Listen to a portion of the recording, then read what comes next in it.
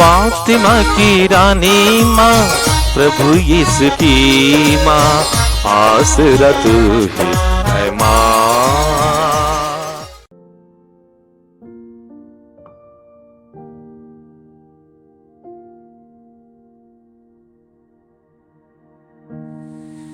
पहला पाठ कुरिन्थियों के नाम संत पौलुस का दूसरा पत्र, अध्याय 3, पद संख्याएं 4 से 11 तक। हमें मसीह के कारण ईश्वर पर भरोसा है। इसका अर्थ यह नहीं है कि हमारी कोई अपनी योग्यता है।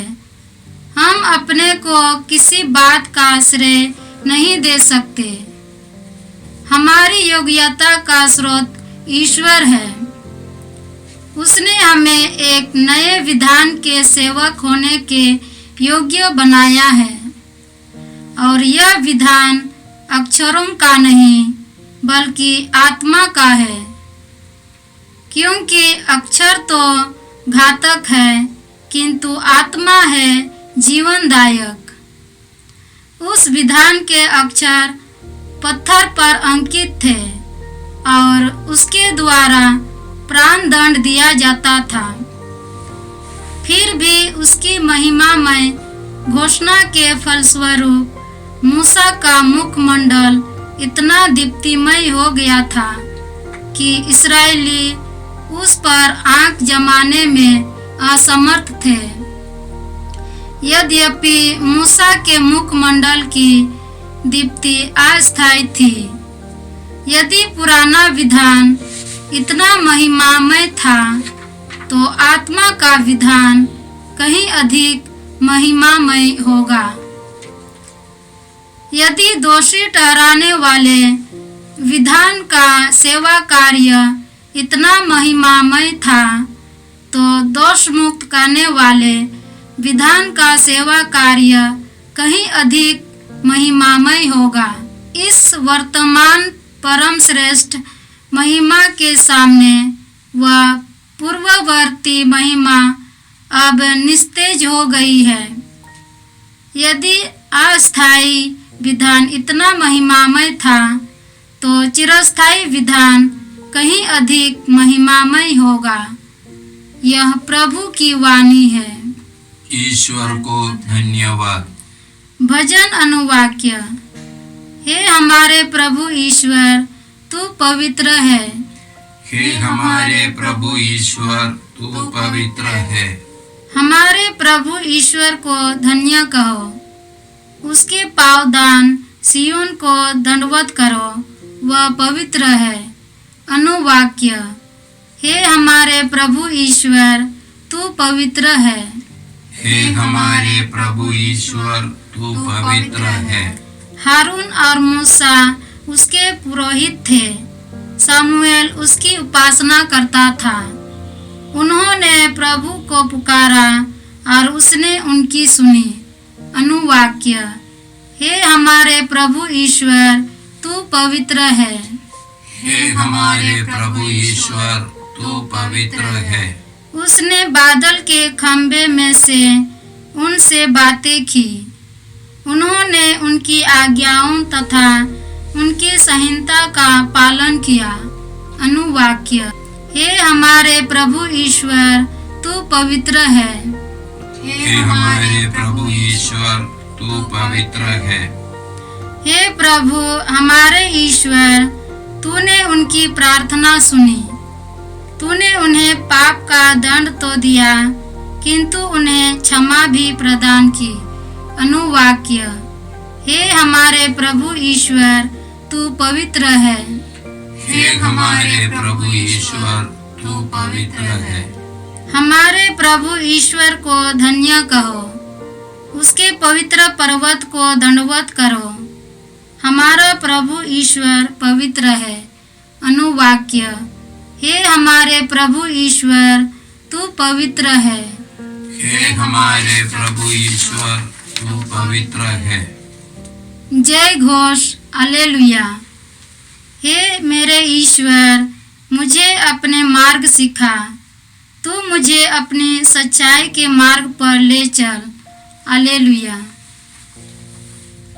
प्रभु आप लोगों के साथ हो और आपकी आत्मा के साथ। संगमति के अनुसार पवित्र सुसमाचार। हे प्रभु तेरी महिमा हो। अध्याय 5 पद संज्ञाएं 17 से 19 तक। यीशु ने अपने शिष्यों से कहा, यह न समझो कि मैं संहिता अथवा नबियों के लेखों को रद्द करने आया हूँ। उन्हें रद्द करने नहीं बल्कि पूरा करने आया हूँ।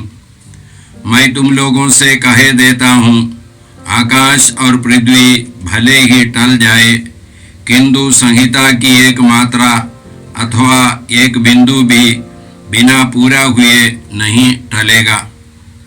इसलिए जो उन छोटी से छोटी आज्ञाओं में से एक को भी भंग करता और दूसरों को ऐसा करना सिखाता है, वह स्वर्ग राज्य में छोटा समझा जाएगा।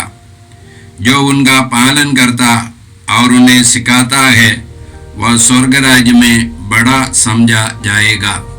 यह प्रभु का सुसमाचार है। हे ख्रीस्त तेरी स्तुति हो। ख्रीस्त में प्यारे भाई बहनों, आज का पहला पाठ हम लोगों ने कुरिन्थियों के नाम पौलुस के दूसरे पत्र से सुना।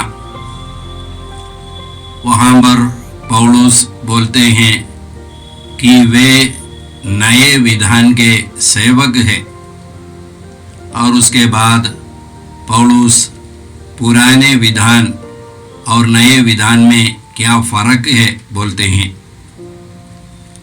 पुराना विधान अक्षर का विधान है, नया विधान आत्मा का विधान है। पुराना विधान पत्थर के पाटियों में लिखा गया था, नया विधान मनुष्यों के हृदय पर लिखा गया है। पुराना विधान दंड के विधान था। मान लीजिए मैंने एक हत्या की और उसके बाद विधान में जिसे कहता है मेरा दंड क्या है, लेकिन ये हत्या के पाप से मुक्ति मुझे कैसे मिलेगी, इसके बारे में वहाँ पर कोई जिक्र नहीं है। इसलिए पुराना विधान दंड का विधान था, नया विधान मुक्ति का विधान है। यीशु ने मुझे अपना रक्त बहाकर पूर्ण रीति से मुक्त किया है। इब्रानियों के नाम पत्र में 10वां अध्याय 10वां वाक्य में हम लोग इसी प्रकार पढ़ते हैं, ईसा मसीह के शरीर के एक ही बार बलि चढ़ाए जाने के कारण हम ईश्वर की इच्छा के अनुसार पवित्र किए गए हैं। 14वां वाक्य में, वह जिन लोगों को पवित्र करते हैं उन्होंने उनको एक ही बलिदान द्वारा सदा के लिए पूर्णता तक पहुंचा दिया है। तो नया विधान मुक्ति का विधान है। यीशु के द्वारा हम लोगों को पूर्ण रीति से पाप मुक्ति मिल गई है। पुराना विधान अस्थायी विधान है, ये अल्पकालिक विधान है। नया विधान शाश्वत विधान है, ये हमेशा के लिए बने रहने वाला विधान है। इसके बाद फिर कोई दूसरा विधान नहीं है। पुराना विधान जानवर का रक्त छिड़क करके ठहराया गया था। हम लोग निर्गमन ग्रंथ के 24वां अध्याय में पढ़ते हैं, ईश्वर ने मूसा को नियम दिया और उन नियमों को लेकर मूसा ने लोगों को पढ़ करके सुनाया और लोगों ने कहा कि हम उन नियमों का पालन करेंगे।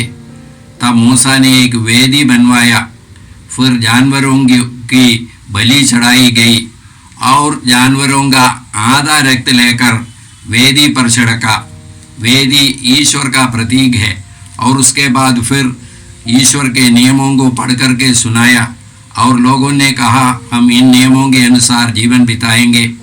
और उसके बाद मूसा ने लोगों पर वह रक्त छिड़क करके कहा, यह विधान का रक्त है जो ईश्वर तुम्हारे साथ ठहराता है। तो ये विधान का रक्त, पुराने विधान का रक्त जानवर के रक्त छिड़क करके स्थापित किया गया। नया विधान यीशु ने, नए विधान में यीशु ने अपना रक्त हमें पीने को देते हैं।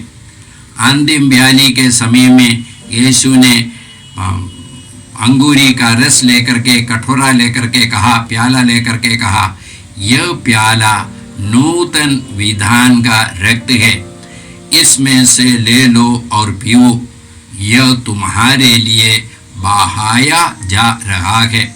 तो यीशु ने हम लोगों को अपना रक्त दे करके अपना जीवन दिया।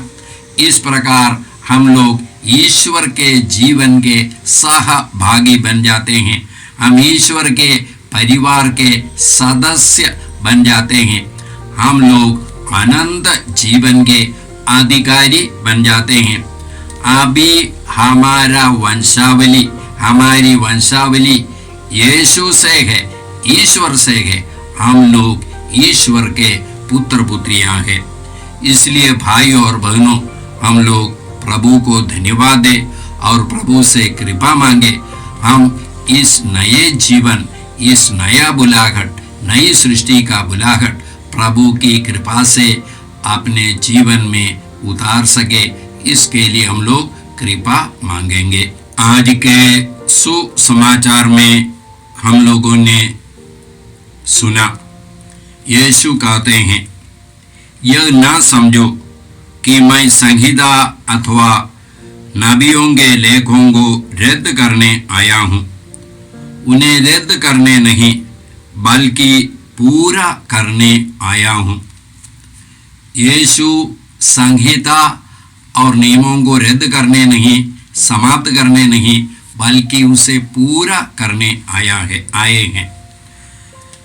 संत अगस्टिन कहते हैं, पुराने विधान में नया विधान छिपा हुआ है और नया विधान पुराने विधान की पूर्ति है। ये नया विधान क्या है? नया विधान यीशु है और यीशु के मुक्ति कार्य है।